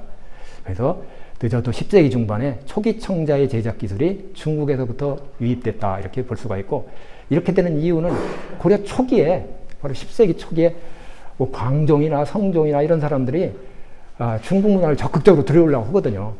그리고 당시 중국은 아직 송나라가 통일하기 전입니다. 5대 19개 혼란기예요.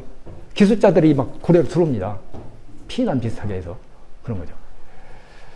옆에 있는 자기가 하나 있네요. 수나 사년명 호, 호는 항아리라는 뜻입니다. 항아리 이렇게 되어 있는데 요게 이화여대 박물관에 있고 요거 국가 지정문화재입니다. 옛날에 국보로 지정했는데 요즘 국보 보물이 구분이 없어졌죠. 국가 지정문화재인데 아주 중요합니다. 요 항아리 밑바닥에 명문이 새겨져 있는데 성종 11년 992년에 중국의 제도를 받아들여서 종묘, 태묘를 만들어 버립니다. 그러면 태묘에 쓸 제기를 이제 청자로 만들어요. 그것도 썼던 청자가 지금 현재까지 전하고 있는 겁니다. 근데 이게 청자라고 하니까 사람들 저게 왜 청자야 그럽니다. 색깔이 청자 색깔이 아닌데 그죠? 그 초기 청자는 보통 이래요. 좀 투박하고 색깔도 제대로 구현이 안 됩니다. 그러다가 이 시기를 넘어서 11세기가 되면은 이제 고려에서 본격적으로 비색 청자 이런 것들이 만들어지기 시작하는 거죠. 그래서 11세기에는 가마 방식도 달라집니다. 토착화돼 갖고 이제 진흙으로 만드는 토추교로 전환이 됩니다. 그리고 이 중부 지역에서 그 청자 생산지 중심지가 남서부 지역, 지금의 전라도 그 지금 부안 쪽이나 아니면 강진 해남 쪽으로 내려갑니다. 어떤 사람들은 그게 내려간 이유가 거란이 이제 막 이렇게 쳐들어오고 그러면서 좀 문제가 생긴 게 아니냐 하는 추정도 있긴 합니다. 어쨌든 그렇게 남서부 지역에서 본격적으로 운영되기 시작합니다. 그 시기에 안 바닥에 원각이 있고 굽의 폭이 1cm 정도 넓은 한국식 해무리굽 완이 많이 만들어지고 비색 청자가 등장한다. 해무리굽 완. 이게 굉장히 중요해요. 청자가 한국화된 아주 증거인데, 이게 해무리굽 완의 사례예요. 이 안바닥이 여기에 이거 좀 흐리멍텅한데, 여기에 각이 이렇게 각이라면 이렇게 둥그렇게 되지 않고 이렇게 선이 분명하게 나타납니다. 안바닥에. 그리고 요 굽인데 밑바닥이죠. 굽이 상당히 두꺼워요. 거의 1cm 정도로 굉장히 두껍게 눌러져요. 이런 특징을 보이는 것을 해무리굽 완이라고 하는 건 접시란 얘기예요. 접시란에 뭐지? 종지 같은 거, 사발, 종지 같은 거. 주로 찻잔입니다. 찻잔, 찻사발. 요즘은 녹차를 마실 때 보통 잎을 말려갖고 돌돌 말아갖고 그걸 만들잖아요. 고려시대 녹차를 마실 때 차는 말차라고 그래서 가루차입니다. 고려시대는 다 말차예요. 그래서 찻잎을 갈고 가루를 만들고 개고 하는 그 복잡한 절차들이 있는데, 그 용도로 쓰는 차사발입니다. 그 여기서 비색으로 좀 나타나고 있죠. 이런 식으로 발전해 나가는 겁니다. 그리고 이제 더 지나서 12세기가 되면은 송과 거란으로부터 활발한 기술이 유입되면서 상감, 투각 이런 기법이 발달하면서 수준 높은 청자가 제작이 됩니다. 그 중국에서도 굉장히 호평을 하죠. 저 비색, 어떻게 저런 색깔이 나올 수가 있냐? 상감 기술, 우리나라 청자의 아주 대표적인 기술입니다. 이런 것, 상감이라는 것은 아까 뭐였지? 입사 방법 얘기했었잖아요. 그런 것처럼 이제 자기 표면에다가 이렇게 홈을 파고 거기에다가 자토나 붉은색 그게 아니라 백토 같은 것들을 입혀갖고 문양을 만듭니다. 그리고 유약을 입혀서 굽는 이런 거고, 투각이라고 하는 것은 박물관에 가서 보시면 하는데, 이제 그 기벽을, 그릇의 벽 자체를 뚫어버리는 거예요. 그래서 문양을 만드는 겁니다. 투각. 뚫는 식으로 문양을 만든다는 거죠. 이런 식으로. 자, 이런 청자 생산이 중국 기술을 받아들이되 우리화한 대표적인 예라면은 약학 같은 경우, 의학학도 마찬가지입니다. 아까 쭉 말씀드렸죠. 11세기 후반부터 송나라 의사들이 막 들어오고 송나라 의술을 들여본다고 그랬습니다. 그래서 교육을 받아서 의술 수준을 이제 한층 높입니다. 그러면서 거기에 머물지 않고 국산 약재를 이용한 약학이 발전하는 거예요. 그래서 12세기 초부터 향약, 이건 국산 약재입니다. 당시 좋은 약재들은 다 수입품이었거든요. 근데 그런 걸 떠나서 이제 이 우리나라 주변에서 구할 수 있는 국산 약재의 개발이 이루어진다는 거예요. 그리고 이루어져서 향약 의서의 처방과 약재 구성이 체계가 됩니다. 그래서 그 결과 13세기에 가서는 향약 국방, 그 다음에 이어서 향약 해민 경험방, 고려 말에 가서 향약 간이방, 이런 그 향약 의서들이 발간이 되고 향약을 이용한 민간 치료가 활성화되게 됩니다. 이런 것들도 중국에서 발전된 의술을 받아들이되 이제 이걸 어떻게 한국 자체 내에서 해결할 수 있는가 하는 걸 모색한 결과라고 볼 수가 있겠죠. 자, 문화에 대한 보편주의적 관점과 공동체주의자 사이의 긴장. 즉, 문화에 대한 보편주의적 관점이라는 건 뭐냐면, 선진 문화를 기점으로 해서 문화는 지역이나 민족에 관계없이 다 통해한다. 그래서 선진 문화를 무조건 받아들이고 그걸 하는 거에 발전의 길이라고 보는 거고, 공동체적인 관점이라는 것은, 문화라고 하는 것은 지역과 사람의 차이에 따라서 그 다를 수 있다. 그래서 외부 문화를 무조건 받아들인다고 다 장땡은 아니라는 겁니다. 자, 고려시대에는 문화에 대한 보편주의적 관점과 공동체주의적 관점 사이에서 긴장을 유지한 점이 굉장히 특징입니다. 그래서 한편에서는 중국으로부터 발전된 유교 문화를 받아들여서 사회를 발전시켜야 된다라고 주장하는 사람들이 있는가 하면, 중국과는 풍토가 다르고 독자적인 전통을 지닌 문명국이다, 해동천하의 중심이다 라고 주장하는 사람들이 있어갖고 이들 사이에 늘 논쟁, 긴장 상태가 있다는 겁니다. 태조의 훈효에 보면은 이렇게 되어 있습니다. 문물 예학의 제도는 중국의 것을 수용하지 않을 수 없다. 그렇지만 지역이 다르고 사람의 성품도 다르기 때문에 구태여 똑같게 할 필요는 없다. 이렇게 되어 있고요. 최승로라고 해서 이분은 성종 때 중앙집권화제도를 이렇게 정비해 나갈 때 아주 상당히 중심적인 역할을 하는 분입니다. 이분은 그럽니다. 중국의 제도를 따르지 않을 수 없지만 습속은 각기 토성에 따르는 것이니 거마나 의복의 제도 등은 고유의 토풍에 따라야 된다. 이러면서 그런 관계들을 인식을 하는 거죠.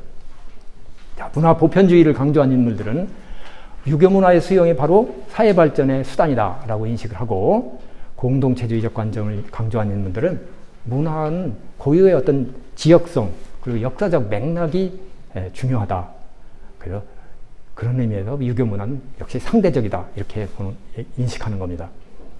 그래서 성종 때 화풍과 토풍을 둘러싼 갈등이 벌어지게 되는데, 왕과 최승로 등은 화풍, 즉 중국의 유교 이념의 바탕을 둔 규범을 수용 강화하려고 시도를 합니다. 이걸 통해서 빨리 제도를 바꿔야 된다는 겁니다. 그래야 고려가 발전할 수 있다는 거예요. 그래서 유교 문화가 사회를 발전시키는데 필요한 보편 문화라고 보고 팔관의 연등의 이런 것들은 좀 비속하다고 여기서 폐지를 하고 그럽니다. 그런데 이때 거란이 들어오거든요. 거란이 침략을 합니다. 1차 침략이 이루어져요. 이렇게 내부적으로 막 중국 걸 받아들이고 제도 개편에 힘쓰다 보니까 내부 통합에 이제 문제가 발생합니다. 그래서 당시 집권층들은 거란의 이 침입에 제대로 대응을 못하면서 이 할지론이라고 해서 서경 북쪽을 떼주고 평화를 맺자고 그래요. 그렇게 결정을 하려고 합니다. 여기에 대해서 이제 반박을 가하는 게 바로 이지백, 서희 이런 분들이거든요. 할지론에 맞춰서 선대부터 내려오던 연등의 팔관의 설랑 등의 행사를 복구하고 타국의 색다른 문화를 시행하지 않는 것이 나라를 보존하는 길이다.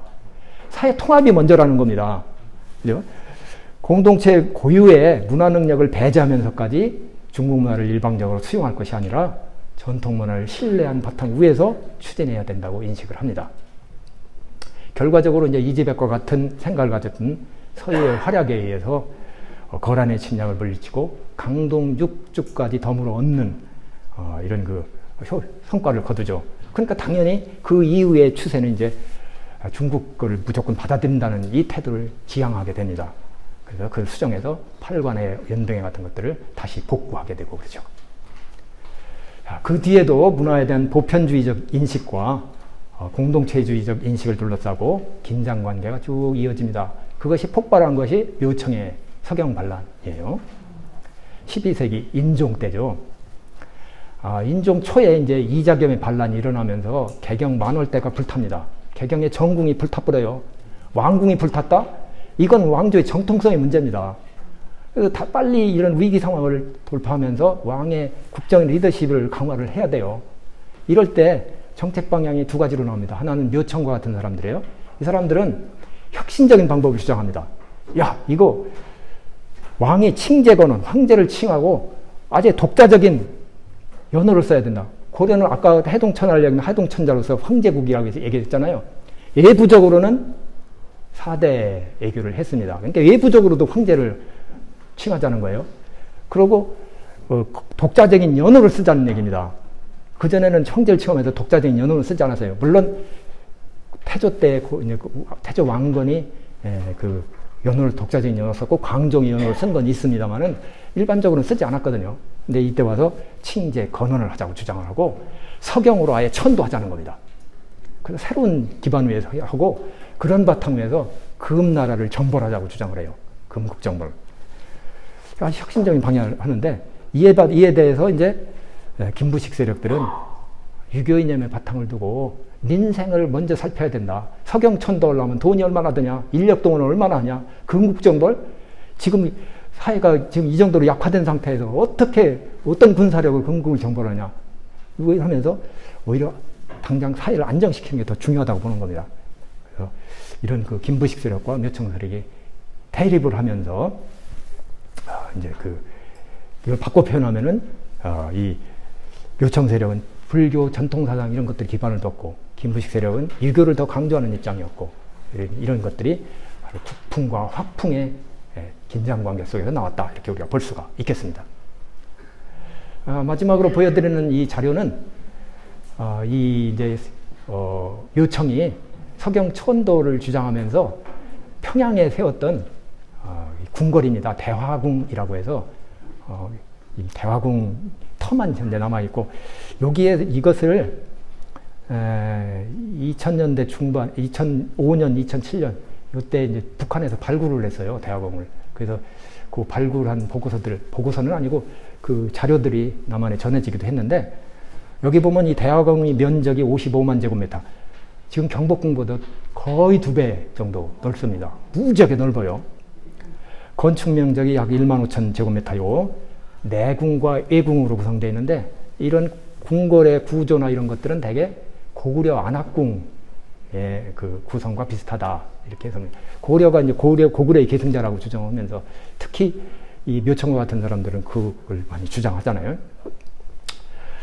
그리고 거기서 발굴된 용머리 잡상, 그 다음에 쇠못, 뭐 자기조각, 기와 뭐 이런 것들이 발굴이 돼서 내가 일부를 좀 보여드립니다. 이 대화궁 터는 지금 현재 뭐 아무도 가본 사람이 없죠, 남한학계들이. 그래서 이 사진은 일제시대 고적을 조사할 때 찍은 사진만 좀 됐고, 요거는 북한에서 발굴한 사진들입니다. 자, 이렇게 해서 그럼 다 마치도록 하겠습니다. 예, 수고하셨습니다.